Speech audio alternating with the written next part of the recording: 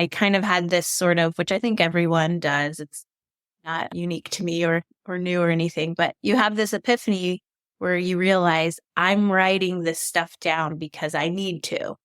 It'd be wonderful and fantastic. And I so hope that it gets out into the world and other people can read it. But at the end of the day, I'm going to still write it, even if no one else ever reads it besides my husband and my mom. Welcome to the Write It Scared podcast.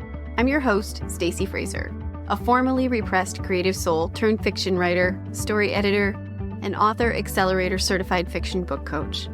At Write It Scared, we tell the truth about why writing a novel is so hard by acknowledging that most writers grapple with two stories: the one they want to put on the page to the best of their ability, and the often subconscious internal story that prevents them from doing it. This show is designed to help you identify and rewrite the internal narrative holding you back while you discover and write the story you want to tell and learn all the tools to help you do that successfully. Join me each week for a new episode where we'll talk about writing to deepen our understanding of the craft and of ourselves as writers. Writing a novel is an inside job that we do not do alone. Welcome to Write It Scared. I'm glad you're here. Let's dive in. Hi, writer. Welcome back to the Write It Scared podcast. I'm your host, Stacey Fraser. Today, I have an amazing guest interview to share with you. I'm speaking with Alexandria Faulkenbury, who is going to talk to us about her journey of writing and publishing her debut novel, Somewhere Past the End, which will release in May of 2025. Somewhere Past the End is a novel that explores the complexities of belief, faith, family systems, and self-discovery. It's told in a dual timeline set 20 years apart, and it showcases a mother-daughter relationship and how that is affected by being involved in a cult. Alexandria was a delight to speak with, and I cannot wait for you to hear her story. So I will give you her bio, and then we will dive right into the interview. Alexandria Faulkenbury is the author of the novel Somewhere Past the End. She holds an MA in multicultural and transnational literature and lives in South Carolina with her family. She is part of the 2025 Debutante Ball, a collective that celebrates the journey of women writers as they publish their first book. Her work has been featured in the Main Review and the Mer Literary. Hi, Alex. Welcome to the show. Thank you so much for being here today. How are you? I'm doing well, Stacey. Thank you so much for having me. I'm glad to be here. Yeah, this is fun. We're going to talk about your debut novel, Somewhere Past the End, which is coming out in May of 2025, which should be right after this episode goes live. That's exciting. So I gave you a bit of a bio, but would you please share with our listeners more about your journey to becoming a writer and a published author? Sure. Yeah. So I think like many people, I loved writing as a kid. I was always scribbling in notebooks and doing little stories for school. And when I went to college and grad school, I kind of switched from writing fiction to doing more sort of criticism. I did my graduate degree in English and thought I'll just be an English instructor or professor and kind of leave fiction behind. But there was always a little bit in the back of my mind that still wanted to do stories and still wanted to do fiction. And I got, of course, busy as life does. I had my daughter, and it wasn't really until she started preschool and I was working part-time instead of full-time then. And then she went to preschool that I had a little more time and a little more breathing room.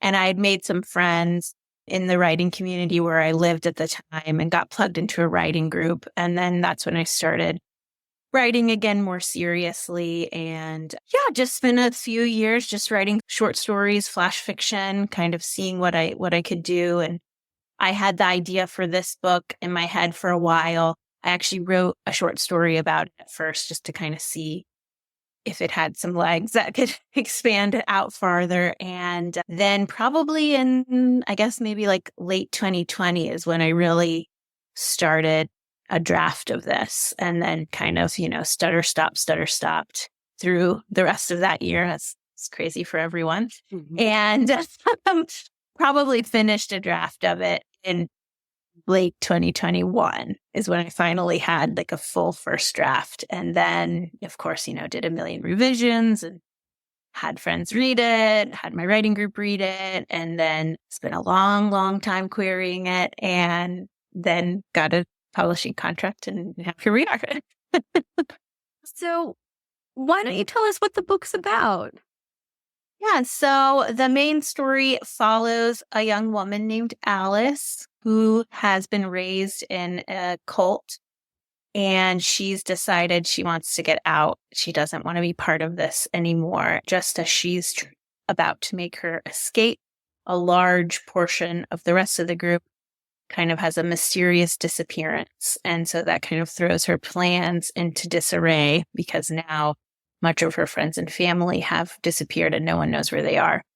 And so we follow Alice as she's trying to figure out what to do in the aftermaths of this occurrence. And then we also go back in time and see her mom and her experience of getting into this cult and how that all happened. So that's the basic gist. Yeah. And I am a lucky reader because I'm reading an ARC copy of it right now. And I love that we get that perspective of her mom and Thank you.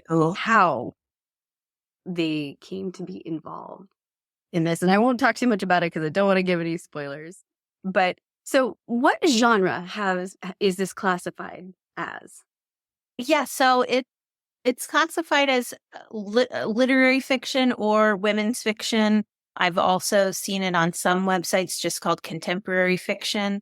So kind of one of those nebulous, weird genres that you're not really sure what it is. Did you know it was that when you were writing it? Did you know kind of what where it would sit in That's the world and where you hoped it would sit? Once I finished the draft and started getting into the querying process, I realized it didn't really fit into any genre quite right. You know, it wasn't really a thriller. It's not really a mystery. I mean, there's a mystery element, but it's not really a mystery. There's no romance. So it didn't really fit into any of these categories. And I think I went to a webinar maybe, and an agent I think was talking about genres. And they were like, if you find yourself in this spot and it's not fitting, it's probably, literary fiction or general fiction. I was like, oh, okay, well, that's what I'll go. And I always felt weird saying that for a while because, you feel like if you're like, oh, I write literary fiction, that you're like, sound kind of pretentious. And I never wanted to come across that way. But when I heard this agent say that's where it should be classified, I was like, okay. I got a little more confidence in classifying it that way myself. Yeah, I think that's great advice. And I think we do forget that there is this category called general fiction. And a lot of literary fiction is incredibly accessible. Right. Yes. Just your book is incredibly accessible. So it's just funny how things land in lines. But I love that you wrote the story that you wanted to write. And then it was like, okay, well, where's it going to land? Sometimes I tend to try to reverse engineer everything and maybe overthink things and try to figure out, okay, where's it supposed to be first? And maybe that's not necessarily the right way to go about it. Maybe it just depends on the story too. I think so. And I mean, I really did not know much about the querying process or really much about publishing. I really, in that way, kind of set myself up for a little bit of an uphill climb because I was just like, oh, write the story you want to read. Okay. So then I wrote it and started sending it out and started getting feedback like, this doesn't fit in this genre, or we don't want dual POV is too hard to sell. We don't want it. And I was like, oh, I guess I should have maybe done some research about this. Do you think you would have changed anything? I don't think I would have really, because this was the story I wanted to write, but it was a little bit of an education, I guess. Yeah, I know there's this, I don't know if you've seen it, but there's a meme out there that says, okay, I've written the book that I couldn't find that I wanted to read. And now how do I describe the book that I wrote? I mean, it's very funny. It's so true. It's like this double-edged sword, right? Definitely. What was the query process like for you? How was it to go through that? It was a very interesting process. It was funny because very early on in the querying process, and this gets into a little bit of the reason I went with my publisher, I participated in a pitch event and an editor from a much larger publisher got in touch and asked for the manuscript and read it in like a couple of days and then asked to set up a call. And I was like, oh, everyone says querying is so hard, but here I am with this editor call already. very naively. And the way the email was worded, it was very kind and nice, but it said basically, I want to make sure we're on the same page with how the novel should go forward. And so I was talking to my husband before I got on this call, and I was like, I really am open to criticism. I love making my story better, but the only thing I can't do is change the ending. I just can't, and I knew that could potentially be an issue. And the first thing she said when we got on the call was like, we can't keep this ending. You have to change it. And so I was like, oh. And so we talked a little bit more. And like I said, she was lovely and wonderful. And it would have been, fantastic to work with her. But after I took some time to think about it, I realized, I just can't. I can't. That won't be the story that I set out to tell if I change this ending. So I said, I'm sorry, I can't move forward. And she said, great, wish you the best. And then it was, probably like another solid year of querying agents and editors and just, nothing. I'd get like a request and then it wouldn't turn into anything. And so, of course, I had all of those thoughts running through my mind, like, oh, did I just make like the worst mistake ever? Should I have just changed the ending so that I could have gotten this contract? And I always came back to no, I would rather it just not be published than make those particular changes. And so then when I got the call from my publisher, Apprentice House, I was like, okay, so what do you think about the ending? And they were like, great, keep going with it. And so I was like, okay, this is where it's supposed to be. Oh, I'm so glad that it found a home that aligns with you and your Yes. Yeah. Me too. Oh, and that's just gotta feel so affirming. It was. I was really happy when it worked out because I had really thought, well, I was really towards the end of my list of anybody to query. So I was really like, okay, if these are the last few people, and I had a bunch of things out, but I was like, if I don't hear from anything that's out, I think I'm going to shelve this and move on to something else. And then I heard back from Apprentice House, and I'd sent it to them like a few months before. So I wasn't sure if I was going to hear anything at all because it, had been several months, but it was exciting when I got that email. While you were querying, were you working on anything else or were you just working? I was eventually, at the beginning, because I was probably like a year and a half total of querying. And at first I always heard that advice, work on something else. And I was like, I don't know how anyone does that because I feel like my brain is just full to the brim with like, which agents are open, which agents are closed, which publishing houses are taking on agented submissions. And, that I just couldn't, for the first probably like 6 months of querying, I could not work on anything else.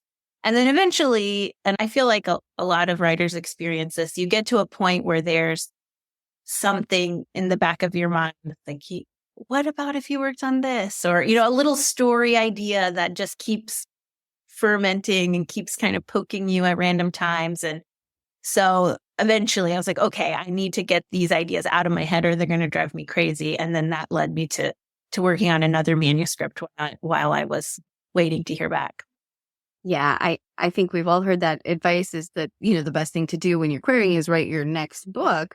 But I'm with you. Querying to me is exhausting because I'm trying to do such a good job at it. I'm really trying to research the agents and make sure that we're in alignment. And so I find that it is a very time-consuming process. And if I had either a second brain or an administrative assistant, which I have neither, then maybe I write as I query. But I agree, like you come to the point once things are out and you're just in the waiting process. You've done everything you can. You can't go back, edit anymore without some more objective feedback. What's the experience been like working with the small press? Oh, yeah. Apprentice House has been really lovely to work with. It's interesting because they're a small press, but they're also a teaching press. So there's students involved in every step of the process. And that has been really fun and interesting to work with different students who want to go into book publishing. So it's kind of like you're working with tomorrow's, editors. And etc. And there's, of course, there's the director of the publishing house and other professionals always along the way. So you never just feel like, okay, 19-year-old is like running my ship. There's always someone else there. But I will say that working with students is kind of energizing because, this is what they want to do and they're really excited about it. And so they get really excited about your book. They get really excited about coming up with promotional ideas and helping you figure out your cover. And that excitement, is kind of contagious. So when they're feeling so excited about it, you can't help but get excited about it yourself. And I think the thing that everyone says about working with small presses, you really get to know the people you're working with. I had a question once, and the student that I was going back and forth with had something come up, so she couldn't get back to me. And so I wrote the director and just said, hey, I was just wondering about this. And he wrote back right away and said, here's the answer to your question. By the way, here's my cell number. If you need anything, text me at any time. So just that kind of like personal attention has been really nice. Wow, that's so cool. And what cool idea to make it into like a learning environment. I think that's really neat. Yeah, it's at Loyola University in Maryland. So those are the students who are in the program. And now, did your agent find that house or did you find that house? No, I do not have an agent. So is there any agents out there who are interested in a new client? I'm all ears. But no, I found them. I attended a webinar on small presses, actually, and they had a representative there, and they sounded like they could possibly be a good fit. So awesome. Well, there is more than one way, and we have to decide what's in alignment with us. And for you, it was like maintaining the story's integrity. And yes. Right. And so, yeah, all kinds of ways to get there. Okay. Well, let's transition a little bit. A big part of this podcast, as you know, is about exposing the underbelly of why it truly is so hard to write these novels, and talking about the times when we struggle and what that's like. And the reason that we do this is to normalize the emotional roller coaster that writing a novel is. And my hope is that when people hear from authors like you who have published a novel, that there were times when they wanted to rip their hair out and throw everything out the window, that, I don't know, that there'll be some kinship and they'll have a sense of peace. Like, oh, it's not just me. I'm not the most horrible writer in the world. Like, we all go through this. And so my hope is that means that they will stay in the writing game. And because of that, we'll have more stories in the world from maybe people who we wouldn't have heard from. Right. So with that in mind, would you please share a time when the writing has gotten hard, when you struggled, and what was it like? And then what helped you come to the other side? Sure. I would say that the time I alluded to before, where I had said no to a bigger editor, and then I had a long period of just no's. And so, of course, at that point, you feel like, okay, maybe I just don't know what I'm doing. And maybe this is just something I'm equipped to break into, And I think it's especially tough when growing up in school, I was always good at writing. I always got good grades in writing, and I always had teachers, praise my writing, which is wonderful, which is lovely.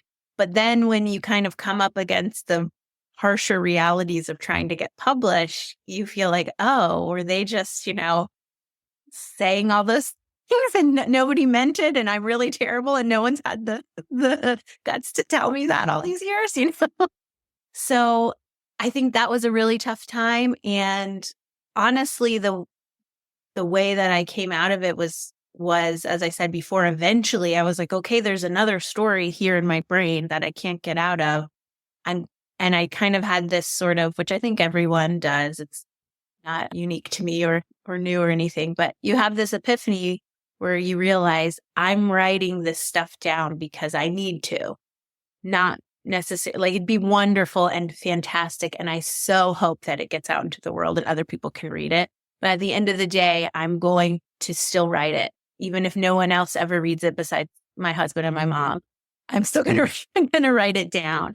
And I think sort of having that realization kind of unchains you a little bit. I mean, not fully, of course, but it unchains you a little bit from feeling so weighed down by a rejection that maybe someone didn't even really have any personal stake in rejecting you. It's just, okay, I don't have time for, another general fiction novel. I'm really looking for a thriller or whatever, and it doesn't have anything to do with your writing.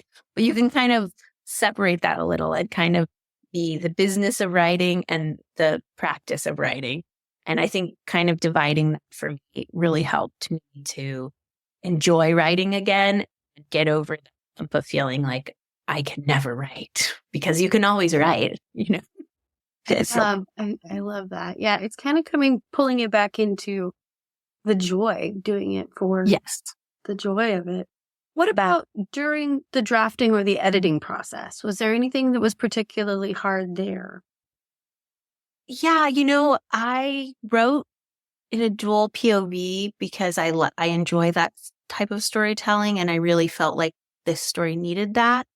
But once I got into the editing, it was really tough. And I had several critique partners and beta readers who really liked one perspective and not the other, or who said, these sound like the same person. So that was another area where I had to really sit with it for a while, put it away and come back to it and try to figure out. That was helpful. We're going to webinars or other writing programs online or in person, and reading craft books was helpful to try to figure out, I really think this needs to be in dual POV, but how do I get there to make it interesting, to make somebody be invested in both sides of the story, and to make it sound like two distinct people?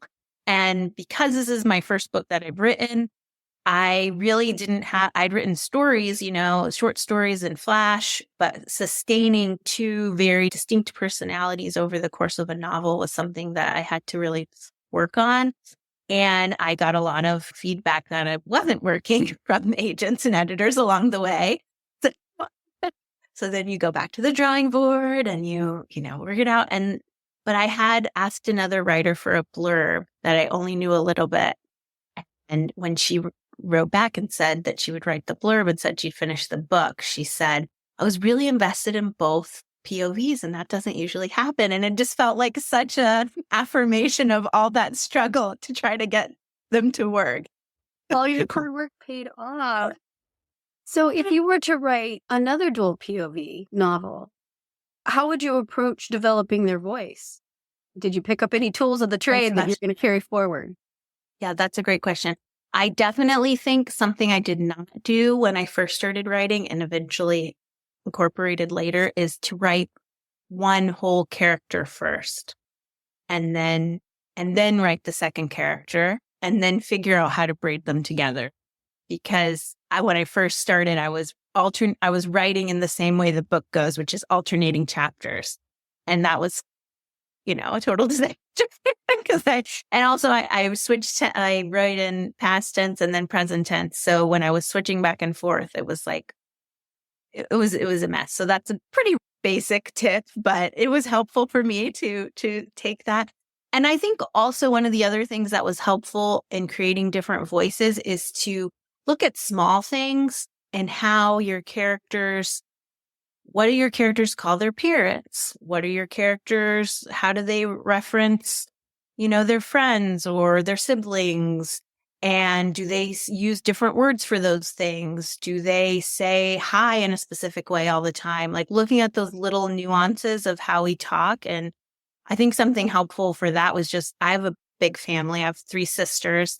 And so just getting together in a group of all of us and listening to how all of us spoke to our parents and to each other and referenced each other, that was something that was really helpful, just to pick up on those little small differences.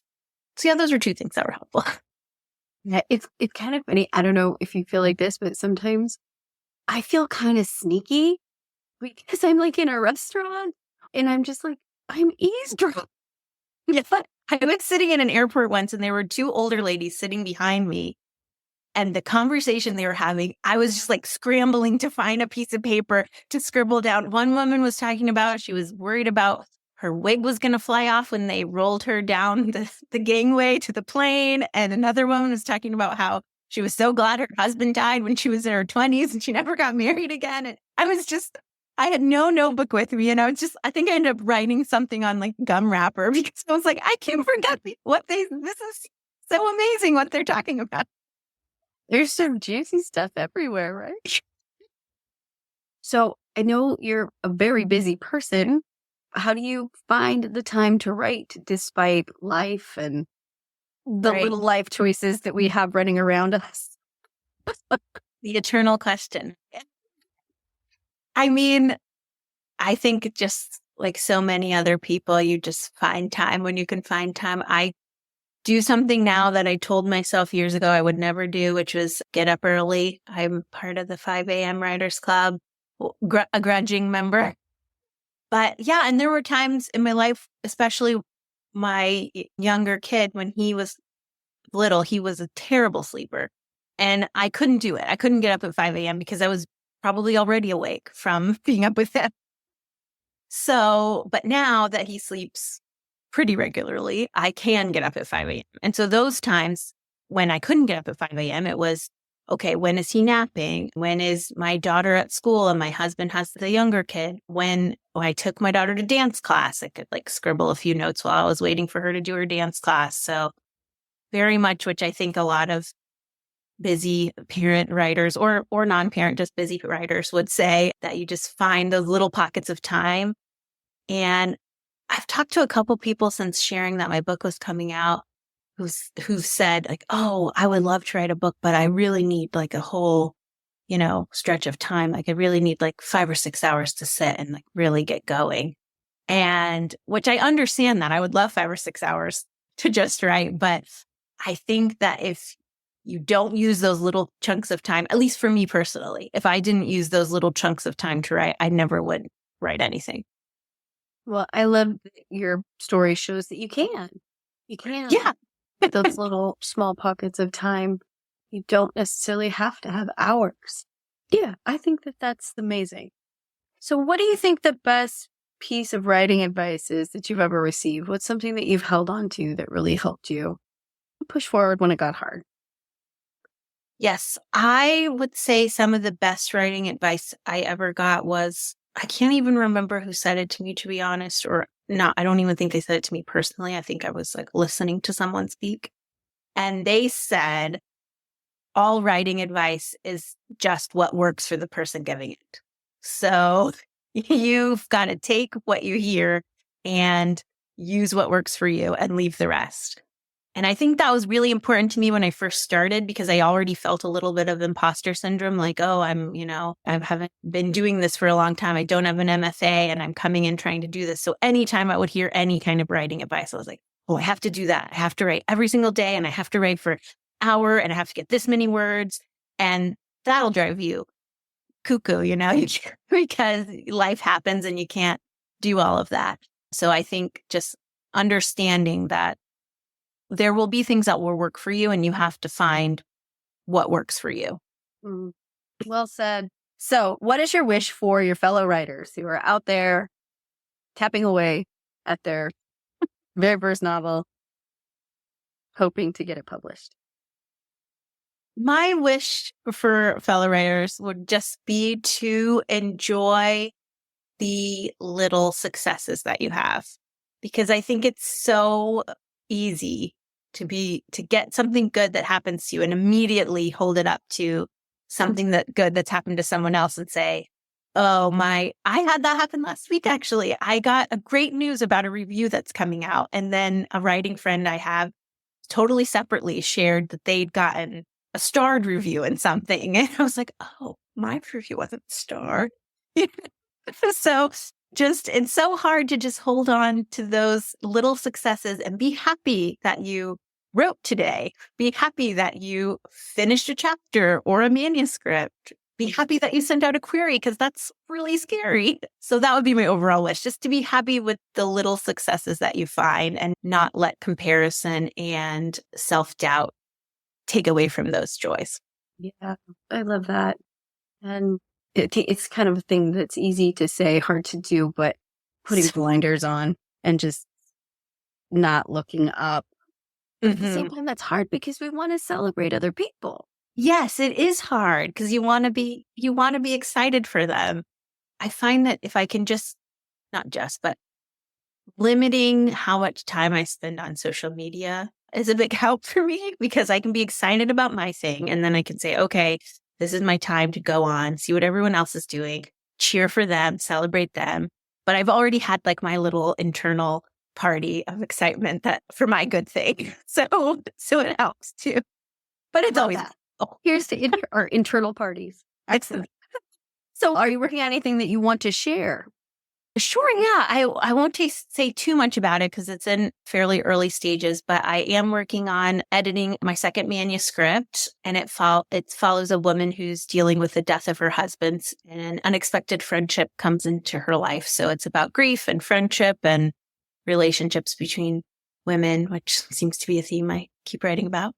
So I love editing much more than drafting, so I'm enjoying being in the editing process.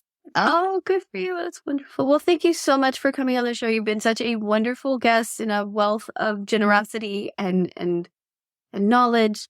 Where can listeners find you and your book, Somewhere Past the End, which will be out in May?